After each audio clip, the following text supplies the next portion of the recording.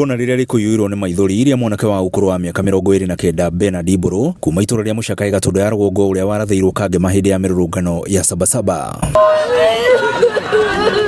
Aciari makiuria thirikari kwaga kũraga mbeũ njĩthĩ makiria hindi ya mirurungano no indi makoya makinya ma kiwatho na kumakinyia magoti-ini. Andu ni manyitwo matwarwo igoti-ini tondu magoti mekuo ona aria aingi maneka maundu manene gukira demonstrations ni kunyitwo manyitagwo magatwarwo igoti-ini. Maugite ni ndeto yake ya mbeũ njĩthĩ kuhurwo rithathi na kuragwo magitetie ihoto ciao ta wathani mũru na wagi wa mawira. Generation ya rucio ni ithu turaninwo na bado no mararuta watho tuninwo ate tunangwo maguru.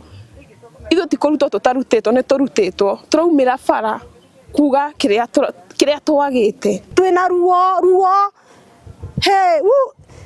twina ruo tondu niona ndirarigwo ni atia karike twekire katwahiteirie ku. Oho ni mokiriire ateti aria makoretwo magicukira aciari kuonderera hari ureri wa ciana makiuga ni marutite wira wao wa ureri no indi thirikari gatuma ciana cite mwihoko. Twina ruo ruingi muno na tukarigwo kana onao ni maciarite kana maticiarite tondu gutire ruo ruiguanagirwo na mundu uria kwiriirwo niwe uiguaga ruo ucio raria no ngakorirwo ndari ahutio ni gikuo kaigua gikuo haria kihutagi. Ihinda-ini riu mbeũ njĩthĩ ni moritio kurugamia mirurungano kuona aingi maya gute mioyo yao kana gutigwo na nguraro njuru na ithenya-ini riu meharirie na ibande niguo gugathura atongoria ega githurano-ini kia mwaka wa 2027. Tuguikara nginya ri thirikari-ini ino mutiturorere maundu maya na tondu twina ibande na ni ithu twathuranire ri no ithu aya turoria atiriri tuguthika ciana citu nginya ri.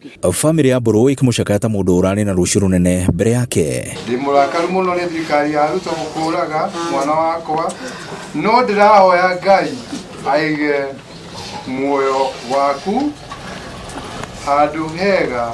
Ni njuragano iria cithiite na mbere na gutiga family nyingi na maithori maingi guko bururi-ini riri thirikari yorotete aciari ikiuga ati nio maregerete hari ureri wao. Grifotra Inoro TV kuma Muchaka Gatũndũ ya rũgongo ni njicagwo Werũ wa Mwangi.